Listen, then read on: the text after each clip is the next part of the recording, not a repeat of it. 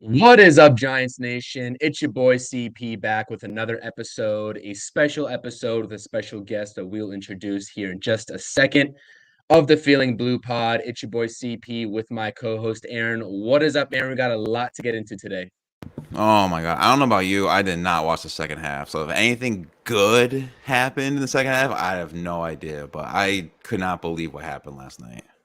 Yep, and it was definitely something that blindsided me as well. I did watch all the way up until about midway through the fourth quarter. I endured that pain all the way through. I could not watch the clock hit zeros in the fourth quarter. I just couldn't do that to myself. But before we get into it, everyone, if you're tuning in, wherever you're tuning in from, make sure you go ahead and hit that thumbs up for us. Definitely appreciate the support. Subscribe to our channels. We got the links in the description. We'll be tossing some ads on your screen as well. Follow me on X and Instagram at CPNY Sports. Follow my co-host Aaron at That's My Sports. Subscribe to his YouTube at That's My Sports and follow him on X as well at It's Cast Man with all those different S's and N's, 74. And yeah, we are here to give you all a sort of Monday night football or Monday night therapy session before Monday night football. As you can see on the screen, the Giants got routed last night by a score of 40-0. We'll get right into that, but let's introduce our special guest, a really good friend of mine that I found, and he does his own YouTube as well. I want to come up and introduce none other than Zane the Belt Guy. What is up, Zane? How are you doing today? Fellas. Humbled, grateful, appreciated to be here. And let's talk about it. It's all about sadness and depression, and I'm ready. That's right. That's right. For those of you all who do not know Zane, if you're watching on my YouTube, if you're watching on Aaron's YouTube at That's My Sports, make sure you go ahead and give his platform a follow. He is on X and YouTube. And Zane, I just want to give you just a second here to sort of shout yourself out. I know you're doing some great content on both your Twitter and your YouTube. So I've got some great interviews going on your side. So definitely want to make sure everyone's checking you out and kind of just shout yourself out a little bit. Yeah, absolutely, man. I appreciate that. Again, Zane, the Belt Guy. I'm a Giants fan like most people. I think everyone is a pseudo content creator at this point, but got my own YouTube. I try to interview more or less just people in the community, man. It's content creators, it's fans, it's organic conversation. It's called Kicking It with Zane. Every week, I just try to kick it with a new person and just have conversation. Just pretend like you're sitting somewhere in the back, having a drink, having something, and you're just sitting there talking about the Giants. So that's really the approach here. And then my Twitter is, say, 99.9% Giants content with the occasional other sports related thing, because it is a personal Twitter at the end of the beard. Josh, appreciate you. I'm 3 months in on this beard. I'm trying to get crazy here. But we're going to see how it goes. My wife doesn't love it, but my kids do. So we're kind of over here right now. But yeah, that's what it is. Belt Guy on YouTube, at This Is Not Zane on Twitter. And yeah, just I'm not hard to find, and I'm always willing to interact with everyone. Doesn't matter if you've got one follower or 100. It's conversations. We're all fans. Definitely. And like I said, if you're watching on our YouTubes, make sure you go ahead and subscribe to Belt Guy 5702. Like I said, you will not regret it, especially if you're a Giants fan.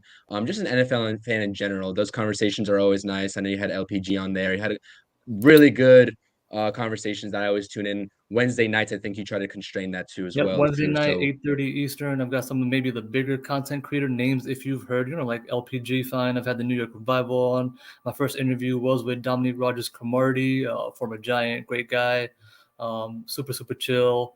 And then, I've got guys, potentially people you've never heard of as well. And then I'm looking forward to scheduling you guys in as well. Going to get that cross going. But that's really just the goal, is to bring both internal and external opinions on the Giants. Definitely. Fun fact, DRC is my favorite Giant. I think that I've watched in the past, at least, a couple decades. So love DRC. Great stuff. Just want to shout out everybody in the chat for supporting the stream as well. We got Darius in the house. What up, Darius? How are you doing today? My boy Josh is online as well. Let's go, Josh. Stevie Mack in the house as well.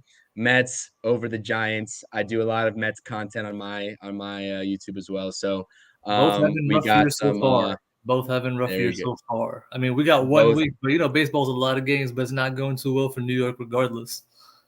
There you go. It's just a I mess. completely agree.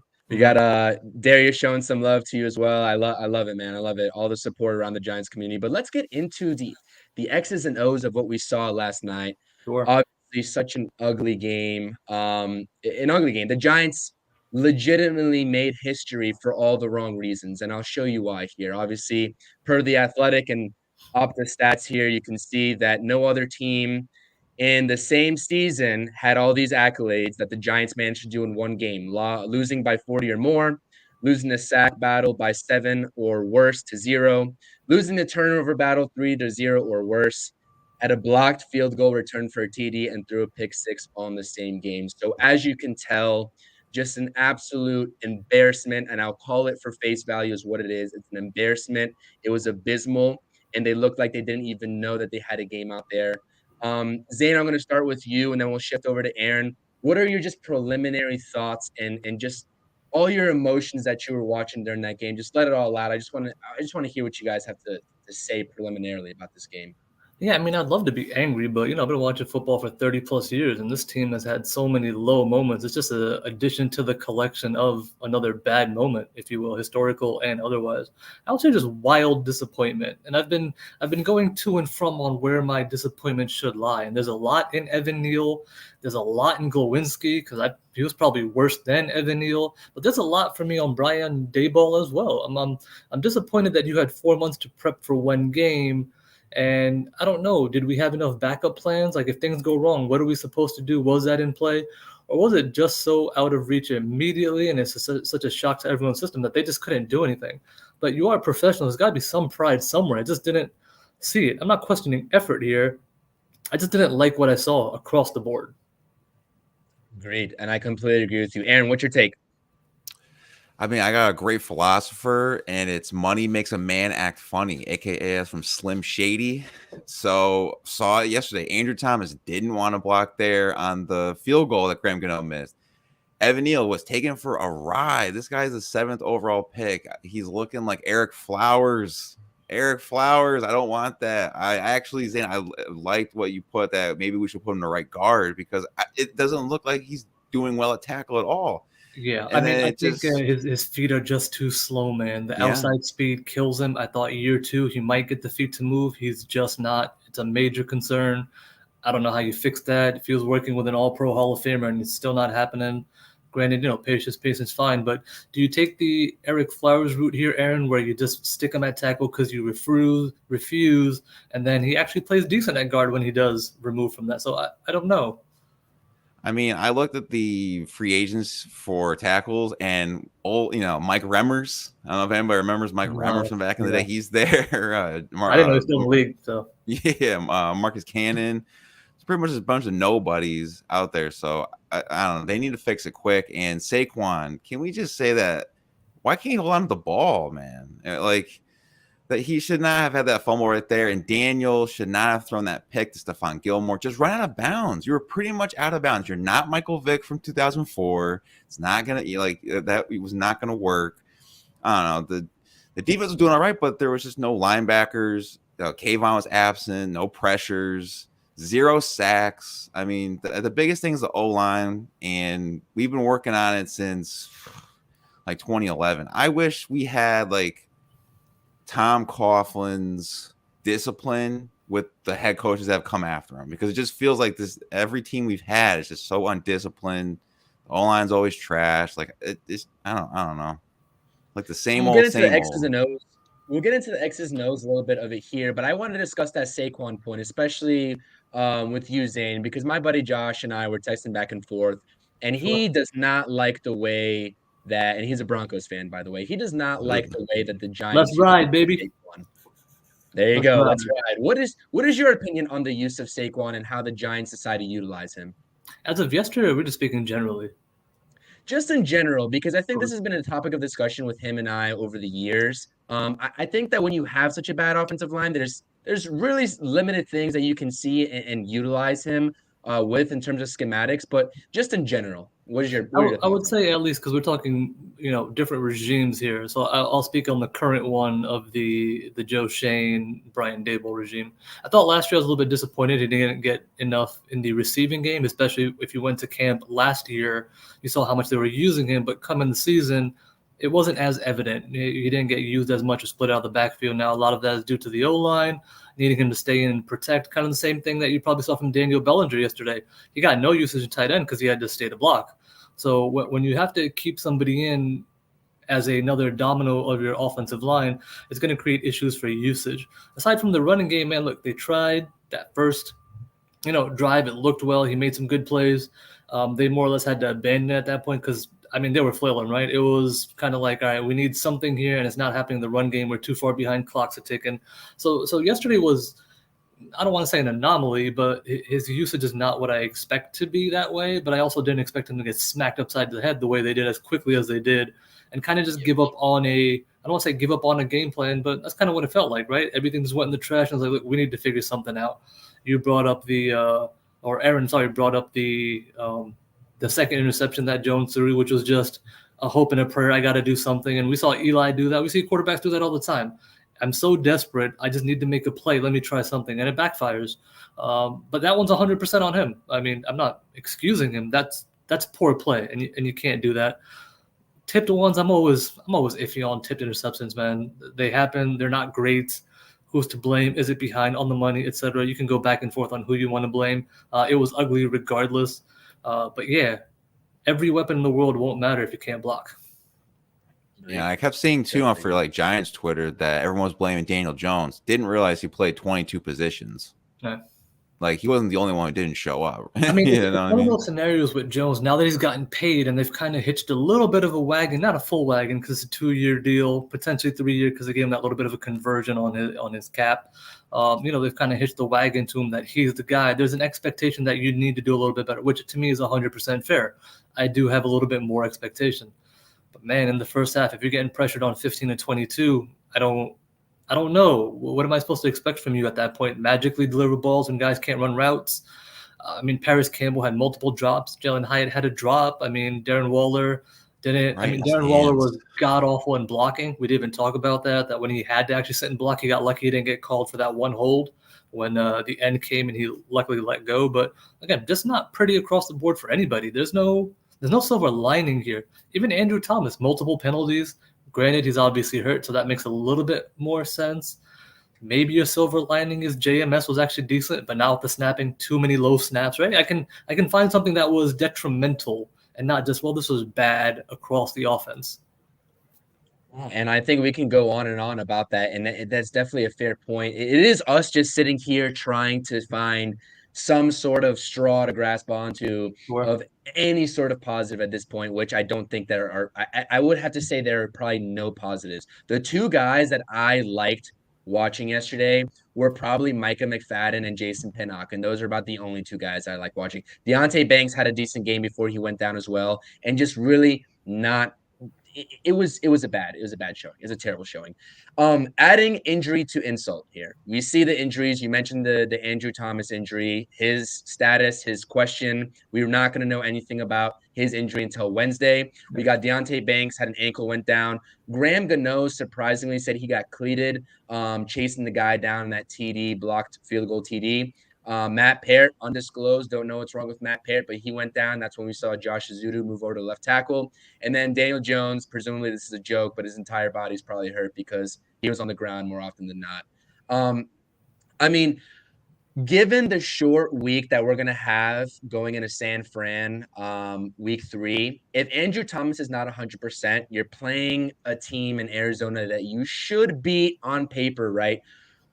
What is the game plan moving forward, Zane? Would you rest Andrew Thomas given the short week, or would you say, hey, listen, we need this win. The season will unfold if we go 0-2. And if he's not 100%, presuming, what is your take on Andrew Thomas potentially playing hurt week 2 against the Cardinals? Yeah, man, I don't even know. If he's just hurt and not good to go, you got nothing. He's literally all you had yesterday. Even some of the completions that took place were on his side because he could at least block. So I don't know, man. That's just doomsday scenario here that if he's out and now you're shifting, presumably, I guess, Izudu, believe it or not, was actually decent at left tackle for his 10 or 12 snaps, but he was playing threes as well, right? He wasn't going up against ones. So I'm in a place where I have no clue what happens if Thomas has to now rest and get either put on IR, is going to miss a few weeks.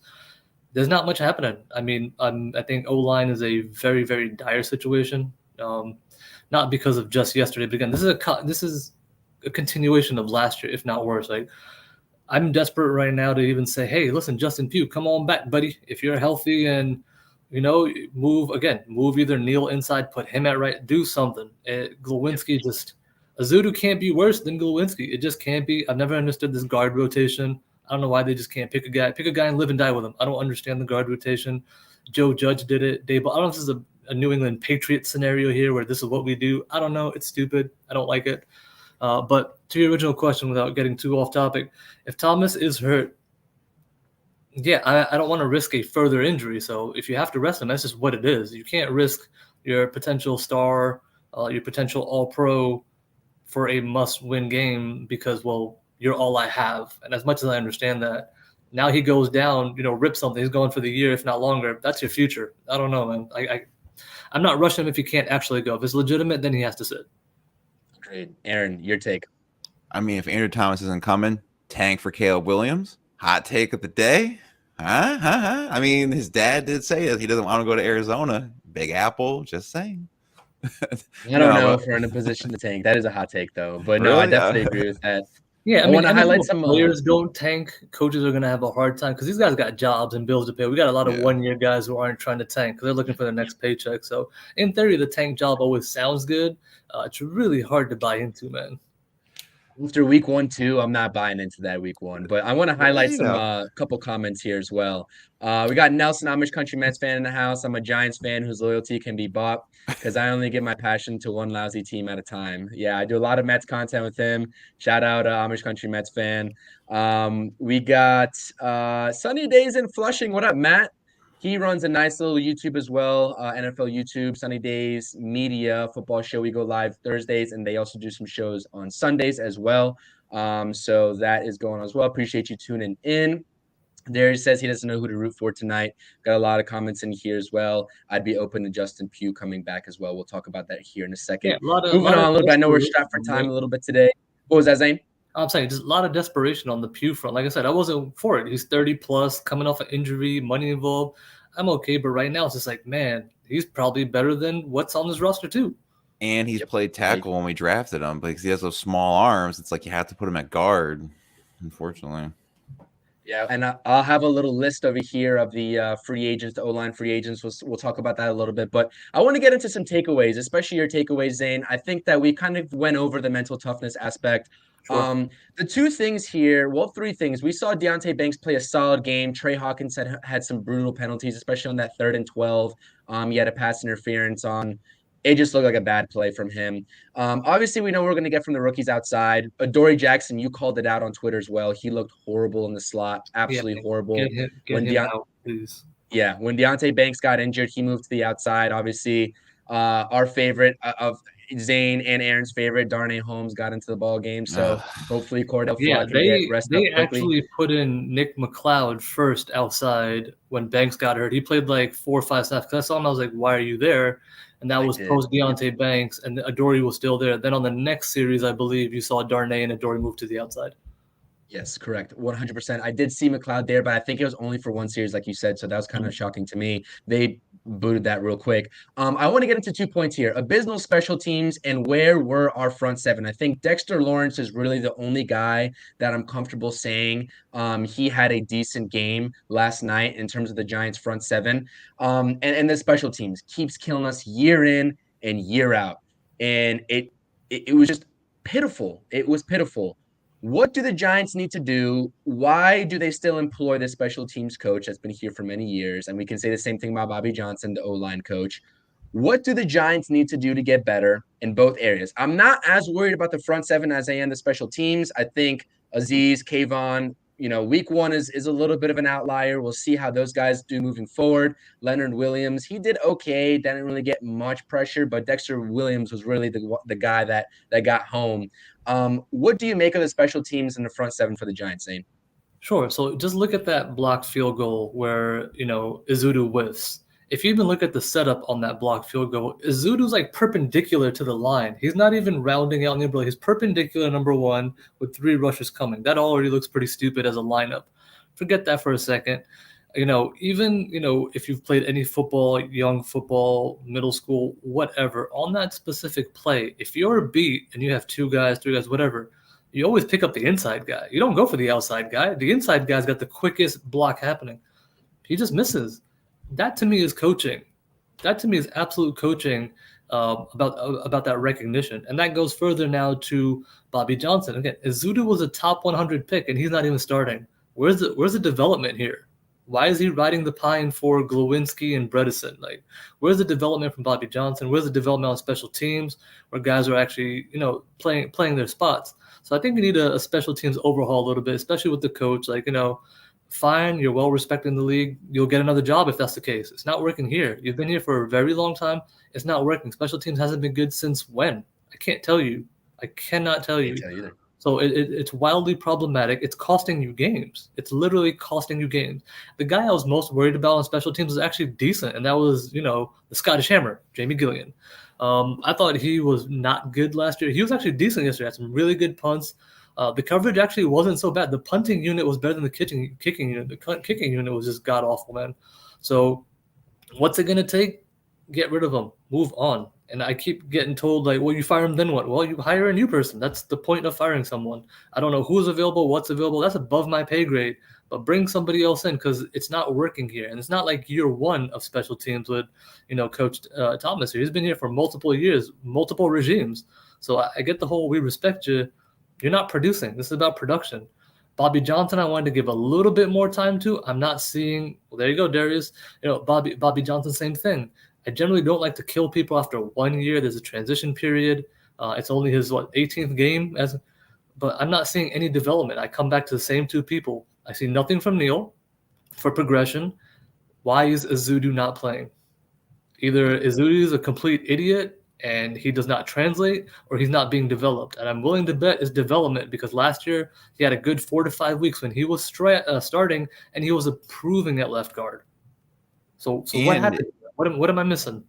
And it's just crazy that Mike Kafka, I feel like he has not unlocked his playbook on Daniel Jones's offense. I feel like it's just too conservative. Why is it that everyone else in the league, they're going deep balls, they're going like 30-yard bombs, they're doing all this cool stuff, and then you see us where it's, Daniel's going to run for a jet sweep, and he's a quarterback, or like 5-yard dinks and dunks. Like we've seen it since Ben McAdoo. Yeah, that perfect answer that comes back to in the first half, 15 of 22, right? 22 dropbacks, 15 pressures. If a route can't develop, where are you supposed to throw it? He took 2 shots that would be considered pseudo deep. One decent Paris Campbell drop. Second one was just overthrown because he had somebody in his face. I mean, again, I expect things out of Daniel Jones like everyone else. I'm not going to make an excuse for him. Yeah, he's got to be better. There's a play floating around where, Saquon got killed on that 3rd and 18. He missed the receiver out on the outside when Trevon Diggs came in and sat on the route. So, from those things, Daniel Jones must be better, but I can't see getting vertical if, again, 1.3 seconds, 1.7 seconds, someone's in your face. How are you supposed to plant your feet and throw? Agreed. I don't think that it's plausible to do that. He's running for his life the whole time. Receivers can't even buy time to get open at that point either. So I completely agree with you, Zane. That was an issue as well last year. Have we talked about Evan Neal yet? We are going to talk about Evan Neal because I said this to Matt here, Sundays and Flushing. I said that he's closer to retirement than he is getting a second contract. At this point, it's 100% accurate. So let's move along here. Get into the offensive line woes. 3 points over here to write home about. Josh Izudu in his limited time last night, obviously to Zane's point, playing against the 2s and 3s of the Cowboys D-line, was the highest graded Giants offensive lineman according to PFF. I hate PFF, but that's something to at least note. Evan Neal, 70.6 win rate, right? And then Glowinski, respectively, 75.8% win rate. This is straight from Jordan Renan. Evan Neal, that win rate is 59th of 60 qualifying tackles for the week, and Glowinski is 56th out of 58 qualifying guards. Zane, do we need to even discuss these two guys on the right side? If you saw it, it was god awful. My only question when I look at this is who was actually worse? Who was the 60th and who was the 57th and 58th? Because what I saw was just abysmal, and I don't know how you get worse than that. I really, really don't. But I will say this not in defense of them in any form because there is none. The talent's just not there. Right? Mark Glowinski has never been good at pass blocking. That's going back to Indianapolis days. It's not his thing. He's a road grader. If you can run with him, great. You need him to pass block, it ain't happening. You saw it. You saw it last year. You saw it yesterday. And again, with Evan Neal, so much hope, so much talent, no translation. And without the translation, all those traits really mean nothing. No, I completely agree. And so I know that Aaron brought up the point about potentially moving Evan Neal to the guard position, and that was a topic of discussion for you both. If you do that, at this point in juncture of the season, who's taking over for the right tackle? Because Parrott went down. I mean, who do you have left? Who's filling out? Is it going to be Ezeudu? Is that what's going to happen? I can't answer that. Aaron, what are your thoughts on that? Let's see.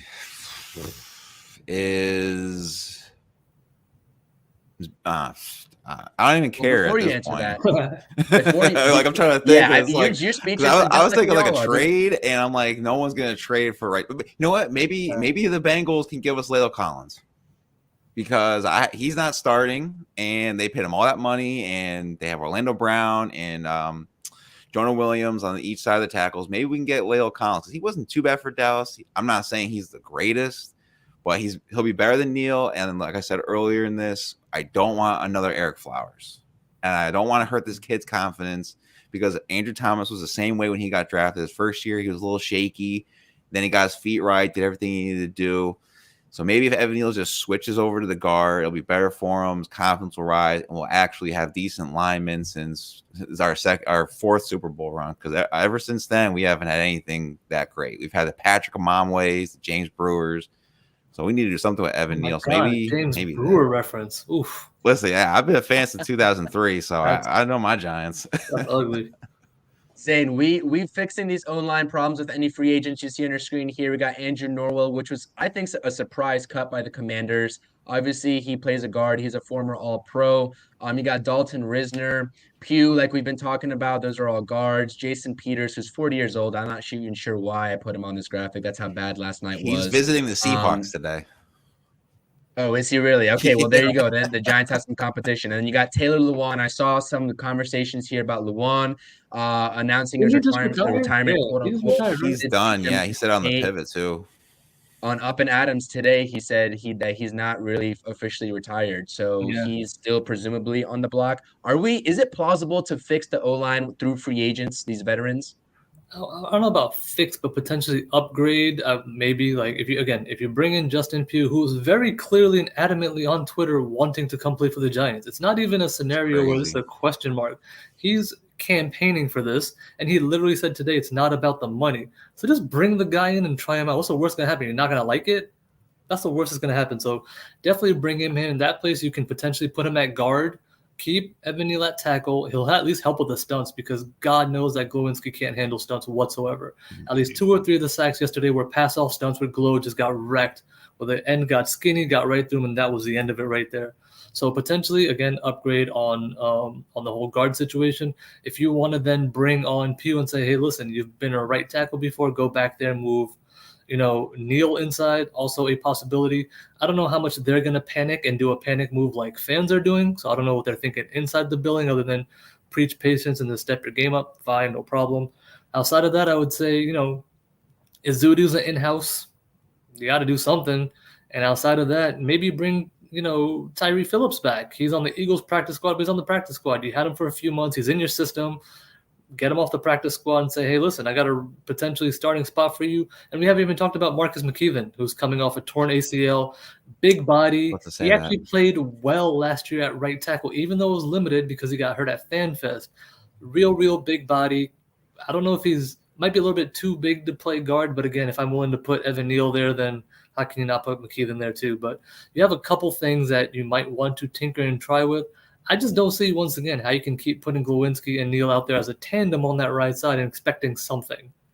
So maybe Cowboys we aren't should do as the Azuda Yeah. McKeithen thing. North Carolina products. We're on the same line in North Carolina. Maybe that'll do it. And maybe that's a little surcharge right there. And then maybe you put Evan Neal on the left side, and then Ben Bredesen kind of just, the Billy Price of the line. Yeah, I really don't know. I know they're not going to panic move like we're panic moving right now, because no regime can really necessarily do that. Also, there's not a lot out there, right? It's going to be in-house versus a handful of guys still out there. Dalton Reisner is still out there, but apparently he's got a handful of teams. It's a money game for him. He's not coming here. Andrew Norwell, when he was hot and good, was like 4 or 5 seasons ago, and they didn't get him. Thank God. And then that really leaves you, like I said, Jason Peters is going to visit the Seahawks. Pretty old, but decent. Not like he's terrible. He was decent. And then, Lawan's already retired. That doesn't give you a lot of options. Not a lot of people who are, sitting on the pine right now who are just that good. Otherwise, they wouldn't be sitting on the pine. Everybody needs O-line. Everybody everywhere needs O-line.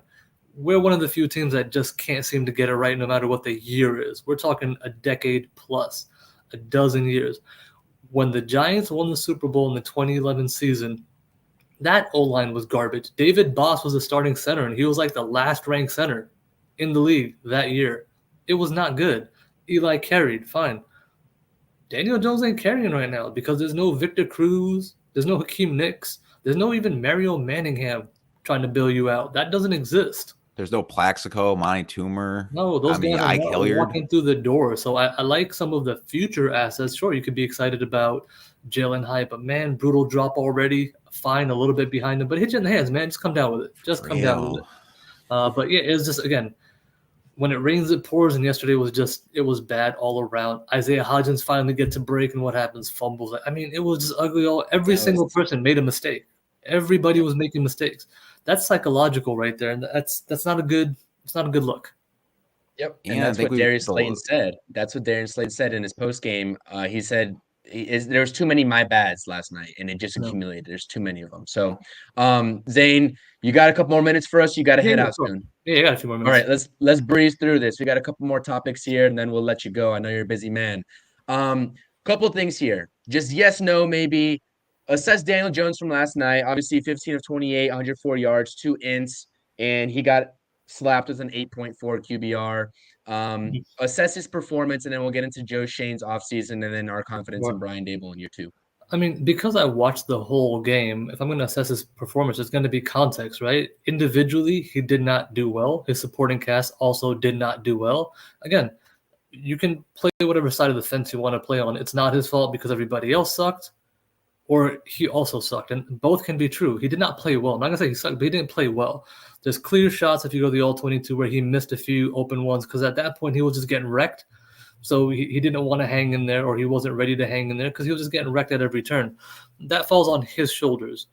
So assessing Daniel Jones, pretty ugly. But guess what? Joe Burrow, supposed to be an MVP, Super Bowl guy, threw for 82 yards, man. Nobody's talking about that, right? We don't talk about Joe Burrow, but Daniel Jones is going to get ripped. So I'm just going to say, keep it equal across the board here. If you're going to rip him, fine, but rip me some Joe Burrow too. 14 he's the highest paid player with Jamar Chase, T. Higgins, all that. I mean, come on. T. Higgins situation to monitor too moving forward. I'm not sure if they're going to pay him. Yeah. So I mean, if Daniel Jones is going to be held to this regard, fair. The guy who just signed a $50+ million contract also needs to be held to the same criticism, because how do you, with those weapons and a better defense and a better O-line, again, potential Super Bowl contenders, how do you throw 82 yards? How do you do that? Against the Browns. Agreed.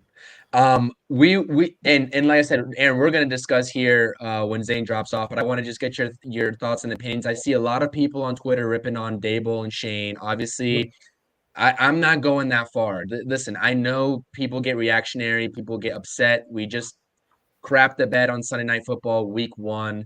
I get that it's reactionary. You got kids just throwing out stupid tweets and whatever it may be. The younger fan base. Did Joe Shane, in your humble opinion, do enough this offseason to address, obviously the O-line is what the primary concern is for us, but the roster in general? Yeah, I would say you can't really measure that answer after one game, no matter how good or bad it looks. If it went the other way, when we went 40-0-2, it's the same thing. You can't have an emotional response. The emotional response is, yes, it sucked. No, nobody's happy. but it's one game out of 17. And again, the reason it's so bad is because the way it took place. So did Joe Shane do enough? I can't say after one game. I need a lot more. Give me 6, give me 8. I'll have a much, much better answer. But after one game, I can't do a yay or nay. Obviously, after yesterday, the answer is no. But that's not a real answer. That's, again, straight reactionary. But I will say year 2 with Dayball, again, having 4 months to prepare for a singular game and just not really showing me anything, I don't know. I mean, Kafka was calling these design runs that looked terrible. Cowboys didn't even fall for it. There were 3 or 4 where they were lost everything. What were we calling? I can understand the playbook probably got so small at that point because nothing was working. So again, just ugly all across the board. Again, I got no kudos for anybody. If I'm thinking, you were right about this though, that Michael McFadden played really well. He's probably one of the few kudoses and surprises. He played really well. I would say JMS was not bad for a rookie. Again, those snaps can't be low. They just can't be low. But he was decent. Deonte Banks for 25 snaps did well. There's something nice there happening potentially. Trey Hawkins didn't look as bad, but those penalties were, he's a 6th round out at ODU. They're going to happen. The first penalty doesn't even happen if he doesn't hook him around the neck. If he doesn't even do that, that doesn't even happen. So it wasn't the worst thing for the outside corners, but I mean, Okereke, I needed a little bit more. He wasn't sniffing through like I wanted to. Yes, he forced a fumble, but, empty calorie type stat on Okereke. He's better than that. But as you said, where was the front 4? I love Kayvon. Where are you, bro? Where are you? Where were you? 0, nada. Aziz played half the game. Why? Why did he only play half the game? I don't know, but why did he play half the game? Is it because, well, we're pulling everybody? Okay, if we're pulling everybody, why was Daniel Jones still out there getting wrecked? I mean, these are all on Dayball, so I need more answers other than, well, we were just trying to kickstart. If you're trying to kickstart something, everybody needs to be there, not one guy. One guy's not kickstarting anything. If that was your goal, that, hey, listen, everybody's got to be out there, then everybody's got to be out there, not pick and choose. Oh, I'm going to take Saquon out. Andrew Thomas is hurt. You can come out. Oh, you know what, wide receiver, you can come out. Ojulari, you're spent. Don't worry about you. No, that's not going to work. That doesn't fly for me. So Dayball is getting heat from me simply because, aside from preparation, I didn't like any of the in-game moves or adjustments either. Agreed. Aaron, any thoughts and opinions on that? Brian Daboll, just real quickly before we get into the next topic and we let Zane go. Well, it looked like in the first half that he was all of us, just his expressions and just his anger. And yeah, I pretty much agree. Like, I don't know what he was. I felt like it was like, I'm going to show you, like, how do I describe it? It's like, I'm going to show you. Nah, I don't know, forget it. But yeah, pretty much with Daboll, it was, he did good in Buffalo. So I don't understand what's going on. Buffalo didn't really have that much great linemen too. And yeah, he had Josh Allen, but I don't know. I just move on to the Cards, I guess. It's like what I said from Darius. Just bounce back and beat the Cards. Yeah, I mean, everything goes away with another victory, and at least now you're 1-1. I mean, it's got to, winning always cures all. Look at last season. It was strictly based on winning. So winning will help. But, man, like you said, paper is one thing, but you still got to play these games, right? So Arizona was this close to beating the Commanders yesterday. So, I mean, it's not as if they're just going to lay down and say, hey, come beat me. And the Commanders fans are talking that crap too. So, yeah. Giants open up as 4.5 favorites ahead of next week in Arizona. One thing to watch for, 1 word, 2 words. Just what are we watching for next week out of the Giants? Isaiah Simmons. Good one.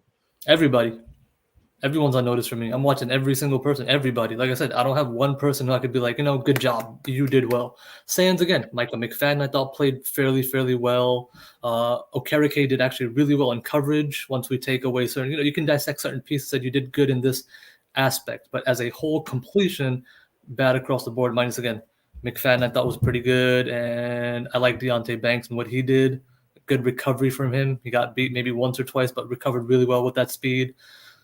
That's all I got, man. Like I said, I wish I had more. And again, Andrew Thomas, minus obviously the injury and penalties, is always going to be someone to look forward to. But I'm saying you got to watch everybody. Everyone has to do better. Every single guy on that team's got to do better. It's just embarrassing. We'll go into a little bit more. But last thing before we let you go here, out of these games right here, you see these scores. Anything across week one that surprised you that you want to note? It was a good slate of football, I think, minus that last game, with the There Giants were a getting few shellacked. surprises, and I'll touch on just a couple, and if that's okay. Yep, The definitely. Lions beating the Chiefs was a surprise. Not because the Lions are bad necessarily, but the Chiefs are supposed to be that much better, right? That's the issue there. No Travis Kelce, definitely reared its head. No Chris Jones, who they signed today with some incentives, showed, right? Again, this should just tell you that even if Pat Mahomes can't get it done, that should tell you something. The other surprises, Joe Burrow. How can you not be surprised? How can you not be surprised what Joe Burrow and that offense did? Let's see what else was really like.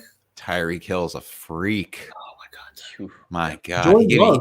You got to be impressed with Jordan Love, man. We Oh, didn't know yeah. what was going to happen with Jordan Boom. Love. Jordan Love came out and put Mhm. up a little bit. So we'll see if it was him, if it was the Bears, right? Week one, anyone can win. We've already seen that. We'll see by week 4, 5, and 6 who and what teams actually are. The Buccaneers winning. I mean, come on. The Vikings won 12 games last year. Baker Mayfield winning on the road. That's a big deal. And the Seahawks getting spanked at home. It's kind of like, okay, you added all No these Cooper weapons. Kupp. I thought Geno Smith was the guy. What happened? So those kind of things were surprising. Even the Eagles getting off to a slow start on offense was kind of surprising. Remember, they were up 17-0 at one point, and the Patriots pushed. So a lot of rust. One of the biggest things people are complaining about, which is accurate, is the Giants starters didn't play in the preseason. Did they get enough reps in? Were they actually ready for a seasonal game? Sure didn't look like it. So week one is just that old fourth preseason game that never happened. Week 2 and 4 is going to tell you a lot about who and what is actually actual in these games.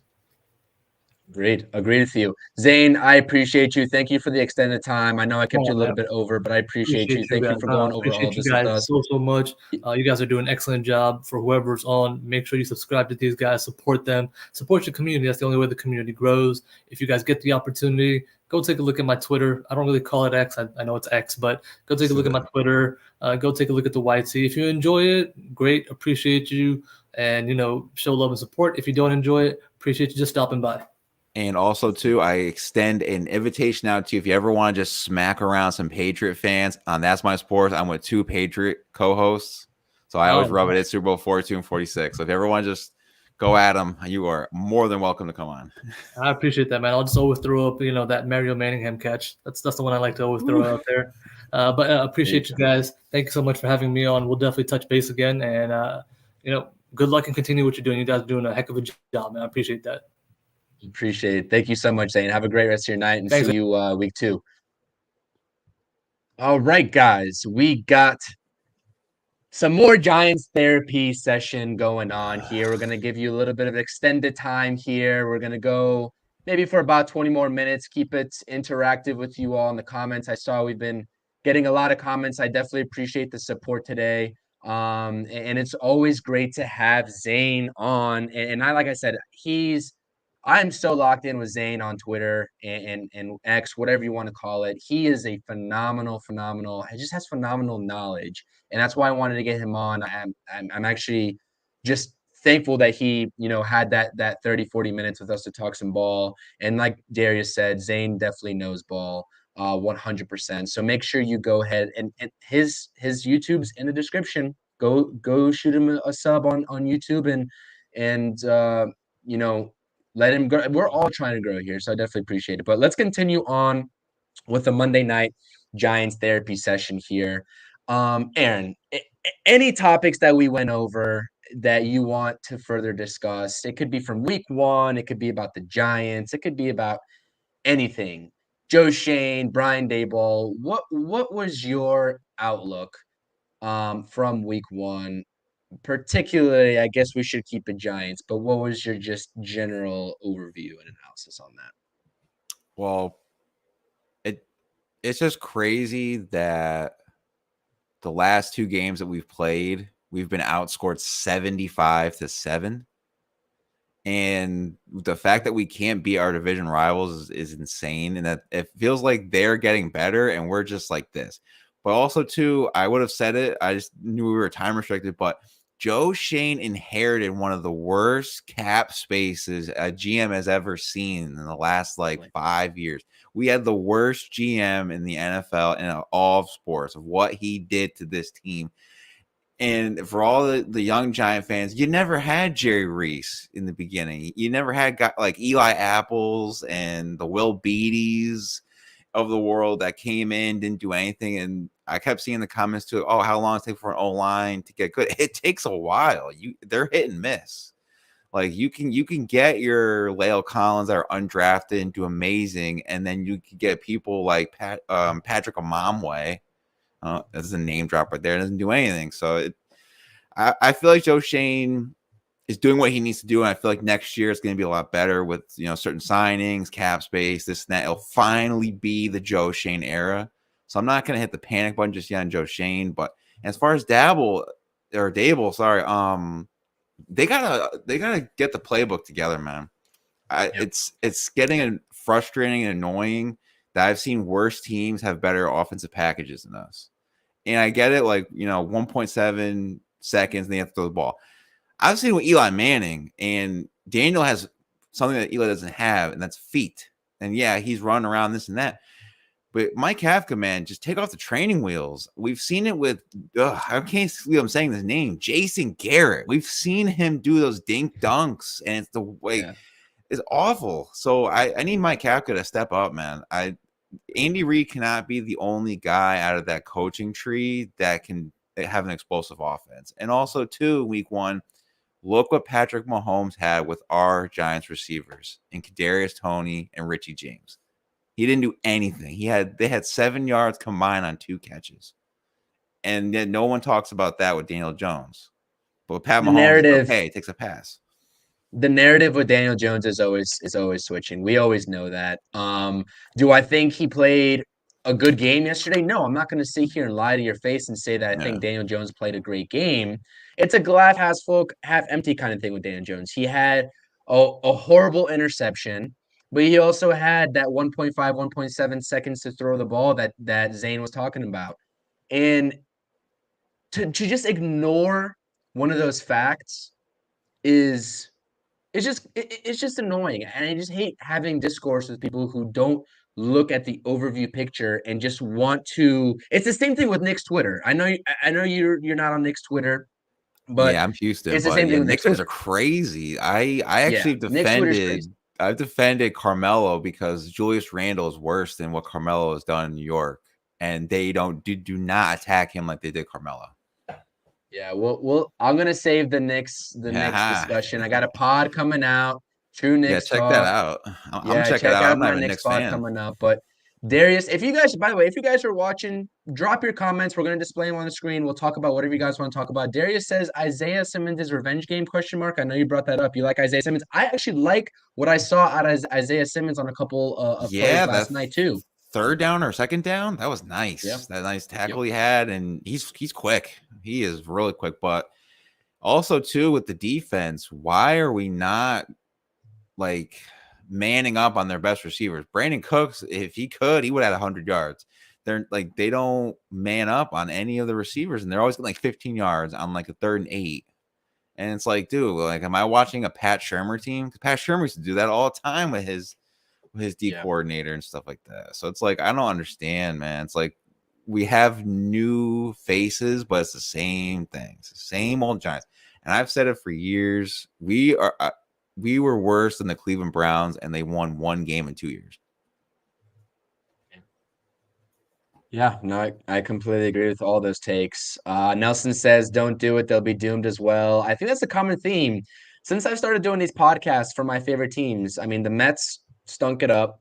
Giants are off to a terrible start, 40 to nothing since we started this Feeling Blue pod. So maybe I am just cursing these teams with these podcasts that I'm starting up. So we'll see if that trend continues with the Knicks. I will be doing it. So don't blame me, Knicks fans. If you're also a Knicks fan, happen to be a Knicks fan, don't blame me. We'll see what happens. But no, like Darius said right here, we got our butts kicked, plain and simple. It's all about how you respond. And honestly, I know that's the positive take out of all this. And I know that, you had your whole Mets Twitter, negative Mets Twitter versus positive Mets Twitter. I want to take a positive approach out of this because I don't think the Giants, regardless of how bad that offensive line played, I think that I think that they're a better team than what they showed, to be honest with you. And I know that's a cliche thing to say, but I really do think they bounce back and beat Arizona. And I do think this season is salvageable. Now we'll see what happens in week 3 on the short rest versus San Fran. That's a little bit of a different story. They put a hurting on the Steelers in week 1. I thought that game was going to be closer. And that crazy. 49ers defense, Brock Purdy went off. Following Tommy John surgery, Brock Purdy went off, beating the Steelers 30-7. It was. At least the Steelers scored a touchdown there. But no, I completely am not hitting the panic button just yet. I know it's a division rival. I know it's prime time. I know that it's certainly plausible if you are hitting the panic button. If you are a Giants fan hitting the panic button, I do not blame you. But just me personally, I want to see how we do against Arizona, and then I'll reassess. I think that's what Zane was trying to also put forth too. What is your take on that? Are you a little bit more on the negative side here, Aaron? And it's completely fine if you are. This is why we have two co-hosts, discourse happening. Did that loss ruffle your feathers in terms of the future outlook of the season? No, I just have bad PTSD. I just miss Tom, man. I miss Tom Coughlin. No, it's just bad PTSD, man. I mean, I've just seen too much of this. Like, literally as soon as Tom left, I felt like it went right off the rails. We had Pat Shurmur, who was he let Dave Gettleman do everything. And then we went from that. We had Ben McAdoo, who had the 1 year. Jerry Reese's final year, and he signed everybody and Harrison Cap. And then we got Joe Judge, who we all thought was a locker room guy. He pulled the wool over my eyes. He tried to do his Patriots way, and I don't know. For me, it's just bad PTSD. It looks like we never change. We change coaches. Yeah, Hollywood, right? 40. Oh, it's crazy. Yeah, it's absolutely crazy. Yes. Shout out Hollywood in the chat. Shout out Hollywood. This guy. Go subscribe to That's My Sports, TMS Pod. But yeah, he knows how I roll when it comes to the Giants, and he knows I'm a diehard, and I'll always root for the Giants. But for me, it just always looks like we never move forward. We always stay the same. Yeah. Nelson says he's a realist, but the Mets season has got him down bad, so he's going to skew to the negative when it comes to the Giants after that 40-0 loss. And what's crazy is with the Mets and Giants is we've had either owners or GMs that are stingy. Like, yeah. I've been a Mets fan since 2002. I'm 29, since 2002, and I've seen 2 good years. The 06-15, and I've seen major collapses or just bad rosters. Yeah. Yeah, definitely. There's definitely a linkage. And like I said, since we started this Feeling Blue pod, we are the crazy guys that root, Giants, Mets, and we're equally cursed, I should say. Dallas defense, though, let's talk, because we obviously this is a Giants podcast, and I know you hate giving Dallas credit. I hate giving Dallas credit. I'm not giving them credit. I hate them. I hate their fan base. I'm going to give them credit. I'm going to give them credit. They were prepared. They showed up, and they kicked the Giants' asses. I'm going to give them credit. I don't know whether that's just their talent. They are a top 5 defense. I 100% understand it. But listen, I don't know whether it's Mike McCarthy that just suddenly, he starts calling plays. And that's another thing. Dallas defense did great. 12 QB hits on the Giants. They had pressures on just over 62% of plays, 23 of 37 dropbacks. The Dallas defense got pressure on Daniel Jones. But the Dallas offense didn't do anything last. They didn't had no touchdowns. They had 14 points off turnovers. Yards of total offense and scored 40 points. That is self-inflicting wounds. That screams self-inflicting wounds from the Giants. So I'll give the Dallas defense credit, but it's not like they played a pretty game on offense. It's not like they looked unstoppable on offense. So, like I said, it's a glass half full, glass half empty kind of thing. And I just wanted to point that out because, like I said, Cowboys are a top 5 defense on paper, and we saw it last night. But their offense, I don't know if I'm buying into Dak. I don't know if I'm buying into Dak after last night. To quote Stephen A. Smith, what can go wrong will go wrong with Dallas. I'm never worried about them. They always do this, and then they don't do anything in the playoffs. But that's whatever. I'm just sick and tired of losing the division No, to I the agree. division things.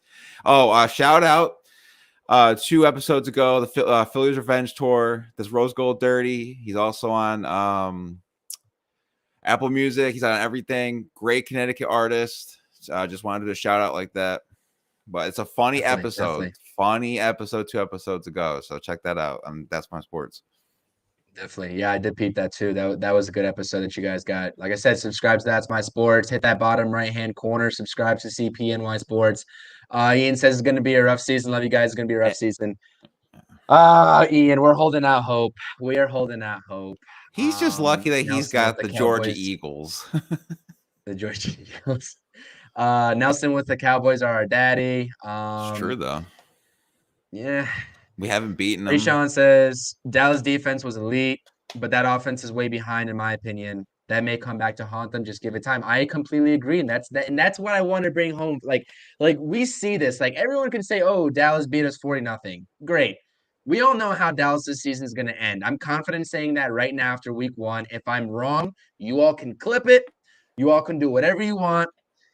Dallas ain't making no Super Bowl. That's not, it's not indicative. That performance last night from the offense is not indicative to the way the Dallas season is going to go. I'm sorry. It's just not. But how about this? We didn't talk about this though. And I think Darius brought it up in the comment section. Did you see Micah Parsons and what he said on his podcast today? He was still defending Daniel Jones because I don't know if you remember this, but I think this past offseason, Micah Parsons went out there and said that Daniel Jones is a better quarterback than Jalen Hurts.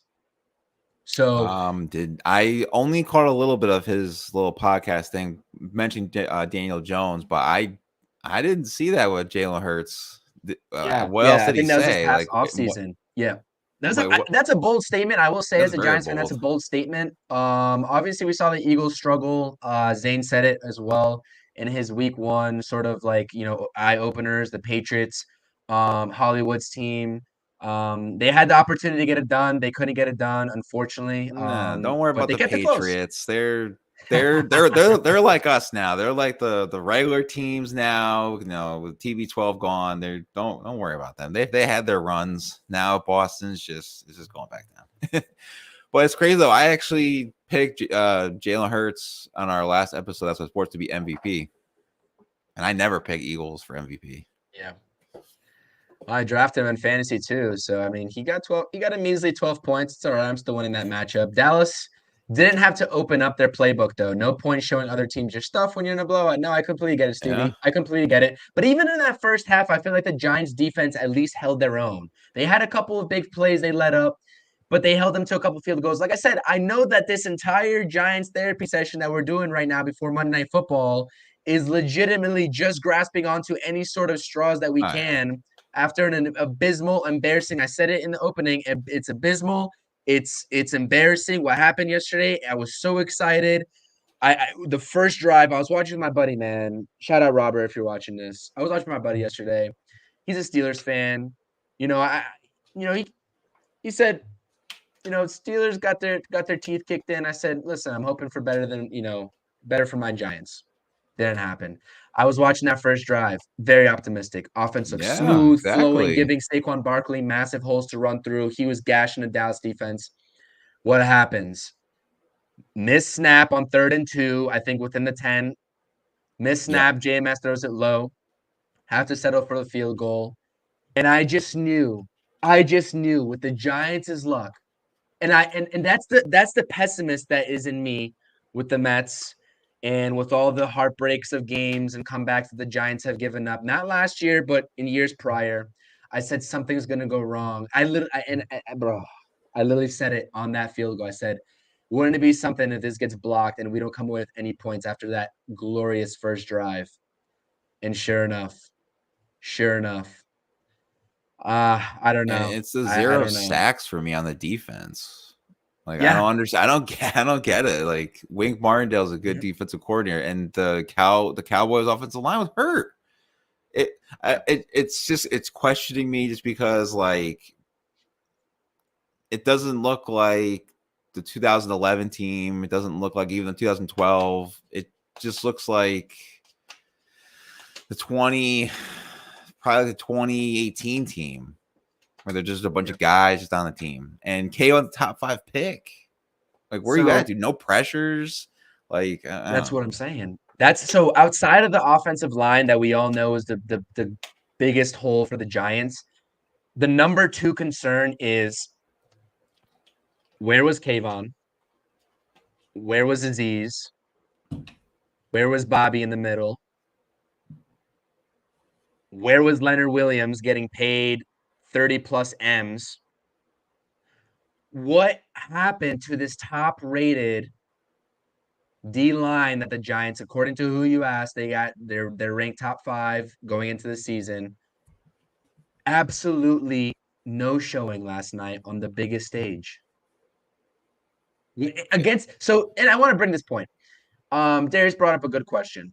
No, actually, is Jay. What up, Jay? We got Jay in the house. Nice. Would everyone feel better if they won convincingly next week? No. No. It's not against Dallas. No. It's against the Cardinals. They should be winning convincingly and taking that step from last year. The only thing is maybe the confidence goes up a little. Yes. Like a little. But it's our schedule to gets what we rough. saw last night. It's relative to what we saw last night, though. Like, if you asked me before we witnessed this week 1 debacle, if I would be, happy with a blowout against Arizona, I would say sure, but I would say they're not the real test. The division, right? The Giants had a sub 500 record against the division, even though they made the playoffs last year. It's about beating Philly. It's about beating Dallas, which we haven't managed to do in years. Same thing with Philly. And it's about continuing to beat up on the Commanders when you get the opportunity to. And so I would say no. To this question, Jay, I would say no. Nah. I would say that just like you said, Aaron, that it would raise my confidence just a tad bit from what we saw, but relative to prior, going into the season, I would say no, because Arizona is not a team that we should be worrying about how we stack up against. So Darius taking the opposite take as me, saying I would. Yeah, and like I said, I think it's just a confidence thing.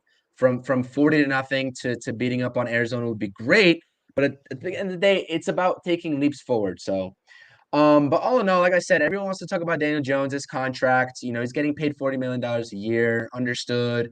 You got the opt out presumably after year 2. Joe Burrow is the highest paid quarterback and did worse. And because he's Joe Cool, he's a Tiger King. No one wants to talk about him. That narrative doesn't work with Daniel Jones, though, apparently. No, nope. It's New York. That's why. New York. I know. I don't know. Maybe I just go into the past too much of what the success that we've had, and then it just doesn't translate into the future. Like I felt like we were way behind, and now we're trying to play catch up, and it's just not working. Yep. So, and this is a good point, Darius. I'm not sleeping on the Commanders this year. I live in Commanders territory. Yeah, a bunch of my buddies are Commanders fans. I'm actually, fun fact, I'm going to be at MetLife October 22nd. When the Commanders, visit MetLife to take on the Giants. So I'm going to be there. But no, man, I listen, the common theme with the Commanders, Dallas and Philly, right, is they all have fantastic front 7s, front 4s, I would really say, but great elite front 4s. So if the Giants think that they can get away with what they did last night against Dallas, against the Commanders, against the Eagles, they got a rude awakening. They got a top 5 division games remaining if they really think that's going to work. So that's you gotta do something about that and quick. I don't know if it's Bobby Johnson. I don't know who we're attributing this to, but the bleeding's got to stop. Yeah, I mean, Sean O'Hara, Kareem McKenzie, David Deal, they're not walking through those doors anytime soon. Yeah. No, I agree. I agree. And it is something to say about it being years for this Giants O-line. I understand that O-lines don't get built, in a day. Rome doesn't get built in a day, but it's been like 10 years for us. It's been a while. And that's what I was going to say. I think Nelson brought it up in the comments earlier. It's been a while. Got breaking news. Danny Dimes just got sacked again. Yeah. Yep. 100%. You know what's sad is I can't even go get a cut because my barber is a Dallas fan. I ain't trying to hear that. How I need to get a cut though. I can't. My It's gonna be fantasy group rough. chat has been roasting me the entire day. I mean, oh, it's pitiful. Adoree Jackson, first game in the slot, So week one looked about horrible. that with the young guys, they were playing some college ball with those like pass interferences and the illegal move and stuff like that. So do you think Adoree should go back into like the court?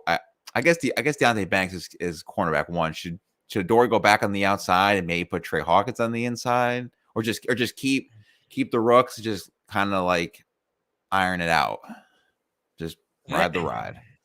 I'm iffy. I don't know if I want to move Trey Hawkins on the inside. I don't think that's feasible. I would rather see a rotation going on between Adoree, Deontay, and Trey on the outside, and get Cordell Flott back in that slot and see what you got with Cordell Flott. Because I'm That's not putting Darnay Holmes out there again. And I know Cordell Flott's injured. I get that that's probably not a possibility for another week or two, or whatever Cordell Flott's timeline is. But I'm not gonna put Deonte Banks for sure. I'm not comfortable putting Trey Hawkins in on the inside. I don't think in camp he got any reps on the inside, if I'm not mistaken. I'm just not sure what to do with the corner position. Just because, like, I don't want them to keep making those. I mean, obviously they're rookies, but I don't want to keep making those college mistakes in the pros, especially when like in crunch time situations. Yep.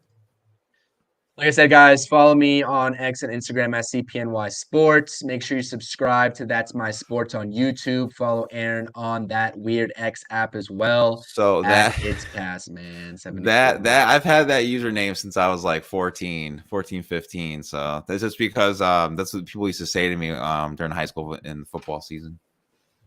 It's past, man. Anything else we want to get into today? I know we got a couple minutes here. Who do you got? Monday Night Football. Who do you got? Jets, Bills. I've been saying it for about 2 years. Circle the wagon. I got Buffalo. The only thing I need is in my fantasy is for Garrett Wilson to score a touchdown. That's it. Other than that, I don't really care. And they'll never be called Jet Life. I don't know why everybody keeps thinking the Jets have been like this predominant team. 69 is the last Super Bowl, and the last time they reached the AFC Champ game, there was a guy named Mark Sanchez was their quarterback. Yeah, the butt fumble. It's a little bit embarrassing history for the Jets in recent years, but I think I don't know if you saw the weather. There's some inclement weather over there. I think this game is really going to come down to the trenches, and I think that the Jets defense is going to feed off that. I know that the Jets have an elite defense. I picked them in fantasy. I think they're my fantasy defense. I'm not going to lie to you. They're a scary defense last year. I think they're going to continue on the defensive side of the ball, but I don't know, man. I don't know if Buffalo has made the additions to keep up with the likes of. Listen, you know who I have winning that division? I have the Dolphins winning that division, in all honesty. I have the Dolphins winning that division. So I think the Bills have had ample opportunities to, when you saw Stephon Diggs, watching the Chiefs celebrate that year, and it's been, a few years since, and the Bills really haven't hit that high note to put themselves in position. They put themselves in position a couple of times, but they just haven't gotten over the hump to get into the Super Bowl. I don't know, man. That division is going to be really interesting to watch between the top three teams. Obviously, probably the Patriots we're assuming are an afterthought in that division right now. Yeah, they're an afterthought. Predictions on how that division plays out, just real quick. What's your 1 through 4? So I it's a toss up between the one, but I think just because it's Sean McDermott, it's Brandon Beane, they've done a really good job in Buffalo.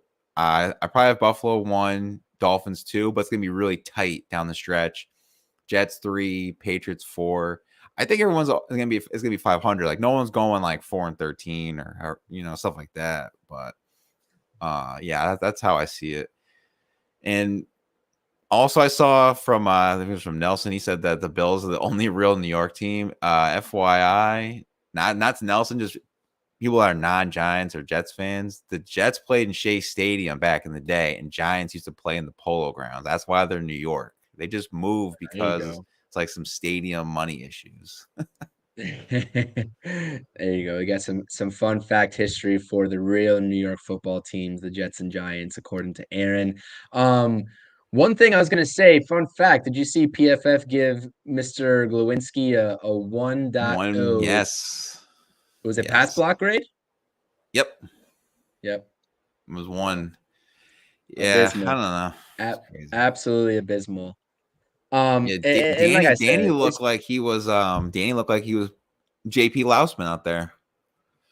you want to see what Danny looked like the whole game last night? This is what Danny looked like to all the viewers at home. This is what Daniel Jones looked like Whew. all night. Looks All night. great. Unbelievable. This is unbelievable. I still think that's a better pick than the butt fumble. Yeah, that image is gonna live. That's an all-timer right there. Last thing I want to talk about too, because it really did irk me, and that's what Zane said, when he was still here talking with us. And like I said, I appreciate Zane's time. Everybody, I'm gonna just put it up here again. I want to make sure to shout him out. Go follow him on X and subscribe to his YouTube at BeltGuy5702. He's interviewing all the Giants content creator world. He's got LPG on there. He's got some great interviews with some great content creators. Definitely go check out his YouTube. One thing he said is that when we brought up the Brian Daboll conversation as it pertains to last night, I hated the decision to leave Daniel Jones in for as long as he did. We saw it with Joe Burrow. They took him out when that game got out of reach. And that was 24-3. So when you're talking about a game that's 30 plus nothing, you're not taking the guy that you just felt comfortable giving $40 million to out of the game to protect him for the rest of the season. That irked me a lot, man. I don't know what your take on it is, but that irked me a lot. Yeah, I couldn't because I was just so frustrated with that. Like with Brian Daboll, I was trying to say earlier with Zane, it was like, I'm gonna show you, like, you guys don't want to play good. I'm just gonna keep you in there. That's what I was trying to muster up. I was just so just frustrated with everything happened last night. So yeah, it was pretty much like I felt like it was like that because again, first half Brian Daboll was all of us. The way his reactions were, his face, and I'm pretty sure he ripped right into that team at the half. There's no way they're down 26-0. But yeah, I felt like that was I'm going to show you. I'm going to keep you out there, which is weird, but it was weird. It was definitely weird, but yeah, I mean, it was just a weird game, weird vibes, abysmal vibes. It was just all around. It's something that you just want to just witness. And I'm talking about from a player's perspective, just like take that kick in the mouth, that punch, and then get right back up. I mean, I'm talking about week to week here. I wish they took the punch early on in the game and got back up and made it a decent game. But the mental toughness moving down and, moving forward into the season is definitely something I'm going to be watching out of the Giants. And, if you don't have it's a team that you have veteran presence on this team. Like I know it's a young team all in all, but you have veteran presence, you have veteran leadership, and they need to step up and they need to be the voices of that locker room. You saw how many captains were named on this team to start the season. Show some leadership, get back up. You got embarrassed by a division rival. Mark them on your calendars the next time you play them in Dallas and go beat Arizona week 2. Aaron, we got Monday Night Football here in about 7 minutes or so. Closing remarks, last couple of notes before we get out of here. Take it away. Yeah, pretty much just love the live chat going on here. There's great stuff going on. Appreciate everyone that was commenting and watching. Also to follow CPNY Sports on YouTube and X and all that. And same thing for That's My Sports. We're just trying to get as much content as we can, do what we need to do. So you can follow us everywhere too. If you guys ever see anything trolling from That's My Sports, I handle everything social media wise. So it's usually me. There you go. Yep. And like I said, guys, I appreciate, and to piggyback off what you said, I appreciate everybody commenting. Darius says the mental strength needs to be higher. Definitely 100% agree. CV Max says we left in Daniel Jones for way too long. He's probably hurting today. 100% agree. He took a beating. I appreciate everybody in the live chat. It was a great discussion. Shout out Zane for joining us for the first half of the show. Shout out Stevie, shout out Nelson, shout out Matt from Flushing Sunny, shout out Josh, shout out Darius, shout out all the guys, Hollywood for stopping in a little bit. Anybody else that I missed in the comment section, make sure you guys should subscribe, and I appreciate the support. This is something that we just got off the ground a couple weeks ago. Brutal start to the season for the Giants. This was our therapy session, just sort of impromptu, getting Belt Guy, getting Zane's takes, and sort of having just a back and forth conversation amongst ourselves, amongst you all in the chat. It's okay not to feel good about this team moving forward, but I'm going to take a positive mindset, and I don't, like I said, it is what it is. I am going to see how they perform against Arizona before I really assess what's what. But as always, make sure you guys are hitting that thumbs up on this live stream, whether you're watching on That's My Sports or SCPNY Sports. Hit that thumbs up, comment your thoughts and opinions. Whether you're watching the replay, we want to know what everyone, thinks. We always respond in the comment section. This is your guys' platform too to get your thoughts off. This is why we do this for the, guys engagement. We want to conversate with all Giants fans. So definitely go ahead and comment your thoughts. Have a discussion. Once this is over, subscribe, bottom right-hand corner. Definitely appreciate everyone subscribing. Like Aaron said, they're doing some great things on That's My Sports. Subscribe to their YouTube. The link is in the description to everybody's YouTube. Belt Guys, That's My Sports YouTube's there, and CPNY Sports. Follow Aaron on X, Twitter, whatever you want to call it. Follow me on X and Instagram as well as CPNY Sports. Like I said, this was the Monday night therapy session, a much-needed therapy session. This was the Feeling Blue podcast with another episode Monday night. We'll see what happens on Monday Night Football. Aaron, I definitely appreciate you as my co-host taking the time out today, this week. We got a lot more content for you all moving forward, pre-recorded pods, live streams, all that good stuff. We're going to look to have a couple more guests on the pod as well. That's in the works as well. And we'll go about it that way. But like I said, we're out of here. Let's go Giants. Strong, positive mentality moving forward as much as you can. And with that, we are out. Peace.